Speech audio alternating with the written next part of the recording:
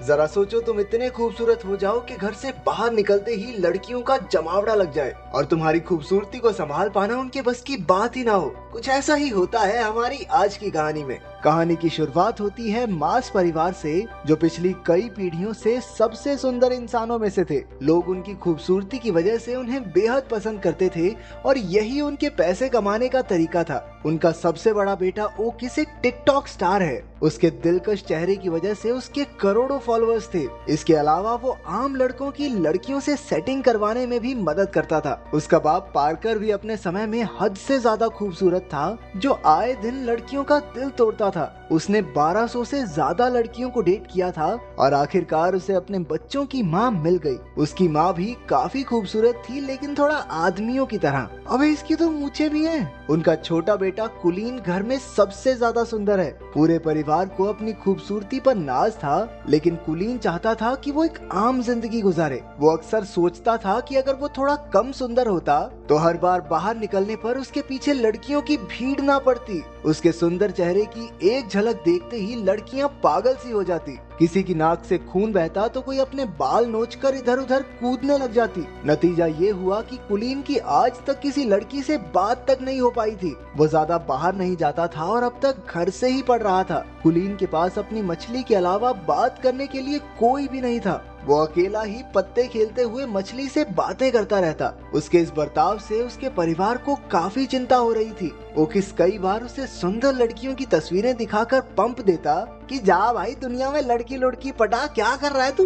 लेकिन कुलीन कहने लगा कि उसे एक ऐसी लड़की चाहिए जिसे उसकी सुंदरता से फर्क ही न पड़ता हो। वो चाहता था कि लड़कियां उसके दिल के लिए उसे पसंद करें। जब कोई तरकीब काम नहीं आई तो परिवार वालों ने एक नया तरीका सोचा। उन्होंने गरीब होने का नाटक करने का प्लान बनाया ताकि वो कुलीन को स्कूल जाने पर मजबूर कर सकें। एक रात जब कुलीन पानी पीने उठा तो उसने अपने माँ बाप को बात करते सुना कि अब से वो लोग नाश्ते में सिर्फ अंडे खाया करेंगे ताकि कुलीन को घर से पढ़ाने के पैसे जमा हो सके। ये सुनकर उसे काफी पछतावा हुआ और अगली सुबह उसने स्कूल जाकर पढ़ने का फैसला किया। ये सुनकर पूरा परिवार खुशी से नाचने लगा, लेकिन फिर कुलीन ने कहा कि मैं तो सिर्फ लड़कों के स्कूल में जाऊंगा। बाकी सबका मूड थोड़ा खराब हुआ, लेकिन फिर भी वो मान गए कि कम से कम घर से बाहर तो निकलेगा ये। स्कूल के पहले दिन ओकिस उसे बाइक पर छोड़ने गया, लेकिन बाइक से उतरकर भी कुलीन हेलमेट पहनकर ही चला गया। उसने पूरा दिन हेलमेट पहनने की सोची ताकि किसी का ध्यान उसकी खूबसूरती पर ना जाए, लेकिन हुआ एकदम उल्टा,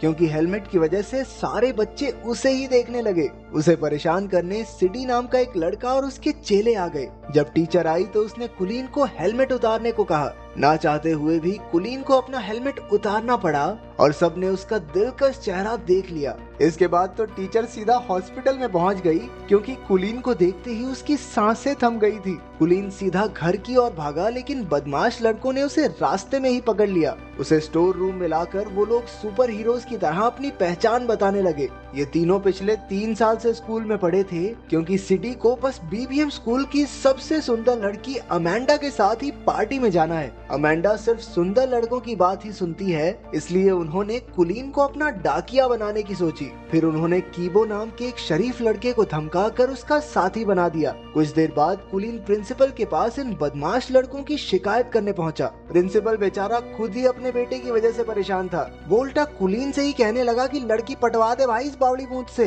ताकि जल्दी से जल्दी स्कूल को छोड़ के जाए। उस रात कीबो और कुलीन ने अगले दिन ये काम करने का फैसला किया। कीबो के रूप में एक अच्छा दोस्त पाकर कुलीन को काफी खुशी हुई। अगली सुबह वो दोनों बीबीएम स्कूल पहुंचे, जहां उन्हें देखते ही लड़कियां चिल्लाने लगी, ये हेलमेट वाले लड़के को बाहर निकालो, पता नहीं कितना बुरा दिखता होगा। सभी लड़कियों ने मिलकर कुलीन को हेलमेट उतारने पर मजबूर कर दिया। जैसे ही उसने हेलमेट उतारा, पूरे स्कूल में तहलका मच गया। कुछ घंटों बाद तो टीवी पर खबर आ रही थी कि कुलीन की वजह से लड़कियां पागल हो रही हैं। किसी की नाक से खून बह रहा था तो कोई इधर उधर उल्टी फुल्टी हो रही थी। स्कूल की सबसे खूबसूरत लड़की अमेंडा को भी उसे न्यूज पर देखते ही उससे प्यार हो गया। उसने ठान लिया कि कुलीन को अपना बनाकर ही रहेगी। जब खबर चारों ओर फैल गई तो हजारों की तादाद में लड़कियां कुलीन के घर के बाहर इकट्ठा होने लगी। उसके परिवार वालों ने घर में एंट्री के लिए टिकट बेचकर पैसा कमाना शुरू कर दिया। जब कुलीन ने छिपकर ये सब देखा तो उसे समझ आया कि उसके परिवार ने ही उसका इस्तेमाल किया है।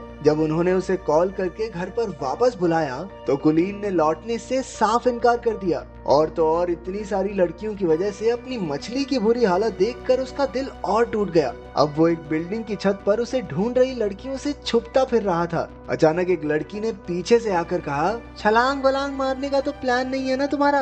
कुलीन हैरान होकर उसे देखने लगा, क्योंकि वो पहली लड़की थी जो उसे देखकर बेहोश नहीं हुई। उसे देखकर कुलीन के दिल की धड़कन बढ़ने लगी और वो कुछ बोल तक नहीं पाया। इसके बाद वो लड़की भी कुछ नहीं बोली और वहाँ से चली गई। कुछ देर बाद वो कीबो के घर रात गुजारने पहुंचा। कीबो और उसकी दादी ने उसका काफी ख्याल रखा। कीबो के कमरे में कुछ बहुत ही रेयर कार्ड्स को देखकर वो काफी खुश हुआ, क्योंकि उसे भी ऐसे कार्ड्स कलेक्ट करने का शौक था। अगले दिन दोनों छत वाली लड़की को ढूंढने लड़कियों के स्कूल में गए। वहाँ पर उनकी मुलाकात अमेंडा से हो गई, जिसे उन्होंने सीडी का खत दे दिया। अमेंडा कुलीन की खूबसूरती से फर्क न पड़ने का नाटक करने लगी, लेकिन जैसे ही वो गया अमेंडा की नाक से भी खून निकलने लगा। कुलीन को सीढ़ियों पर वो लड़की फिर से दिखी, लेकिन अपने आसपास लड़कियों के झुंड की वजह से वो उससे बात नहीं कर पाया। अगले कुछ दिनों तक कुलीन और कीबो साथ रहे और दोनों में गहरी दोस्ती हो गई। अगले दिन कीबो कुलीन को फुटबॉल देखने साथ ले गया, जहां वो अक्सर रेरे नाम की लड़की से मिलने जाता था।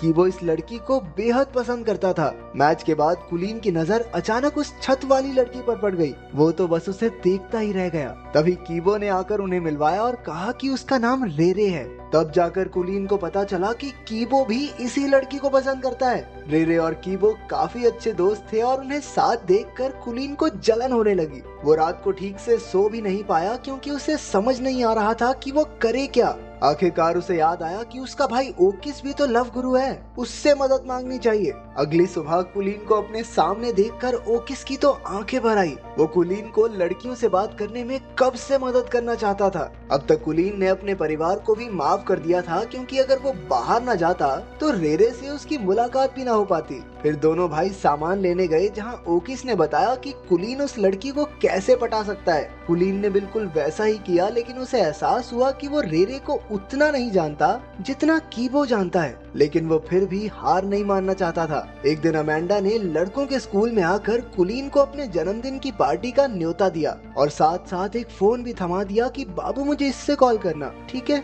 फिर शाम को कीबो, कुलीन और रेरे घूमने गए। वहाँ कुलीन समझ गया कि रेरे भी कीबो को पसंद करती है। उन्हें साथ देखकर उसे जलन महसूस हो रही थी। बाद में कीबो के जाने पर उसने सीधा रेरे से पूछ लिया कि क्या वो कीबो को पसंद करती है। पहले तो रेरे नहीं मानी, लेकिन जब कुलीन ने झूठ कह दिया कि कीबो तो अमेंडा से प्यार करता है, तो अचानक से रेरे का मुंह उतर गया। अब ये साफ था कि रेरे को भी कीबो पसंद है। इसके बाद घर लौटकर कुलीन ने अमेंडा को फोन करके उससे कुछ मदद मांगी, और वो तो कुलीन के प्यार में कुछ भी करने को तैयार थी। फिर अगले दिन अमेंडा के बर्थडे पर कुलीन और कीबो दोनों पहुंचे, तो अचानक से अमेंडा ने कुलीन को छोड़कर कीबो पर ध्यान देना शुरू कर दिया। वो उसे खींचकर साइड में ले गई और तभी रेरे भी पार्टी में आ गई। रेरे की नजर अमेंडा पर पड़ी, जो कीबो को किस कर रही थी। ये देखकर उस बेचारी का दिल टूट गया और वो वहाँ से भाग निकली। उसके पीछे पीछे कुलीन ने भी जाकर अपने प्यार का इजहार कर दिया। रेरे ने जवाब दिया कि वो तो उसे सिर्फ दोस्त ही समझती है।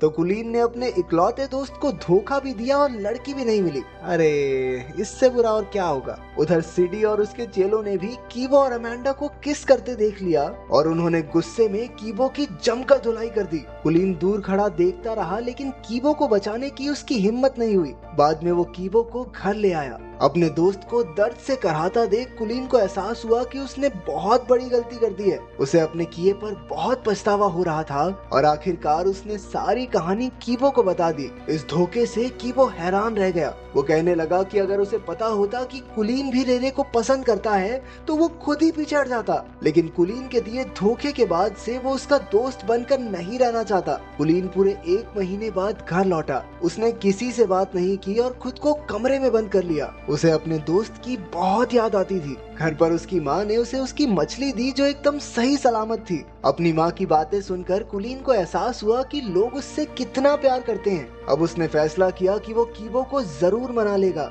अगली सुबह उसने रेरे को जाकर सब सच बता दिया। इसके बाद उसने कीबो के पास जाकर उससे माफी मांगने की कोशिश की। तो पहले तो कीबो नखरे मारता रहा, लेकिन बातों बातों में कुलीन ने कीबो से बुलवा लिया कि वो रेरे को कितना प्यार करता है। बाद में पता चला कि रेरे फोन पर सब कुछ सुन रही थी। आखिरकार उन दोनों के बीच की गलतफहमियां दूर हो गई थी। कुछ दिन बाद सब डांस पार्टी में गए जहाँ कीबो की पार्टनर रेरे थी और कुलीन की पार्टनर अमेंडा। आखिरकार कुलीन और अमेंडा को डांस के किंग और क्वीन का खिताब मिला। जहाँ एक और सारी लड़कियां उसे स्टेज पर देखकर पगला रही थी, वहीं उसे एक लड़की की आवाज आई कि इतना भी अच्छा नहीं दिखता ये सुनते ही कुलीन का दिल एक बार फिर से जोरों से धड़कने लगा और उसकी नजरें इस अनजान लड़की को ढूंढने लगी। तो अगर एक दिन के लिए तुम इतने खूबसूरत हो जाओ तो तुम क्या करोगे, कमेंट्स में जरूर बताना।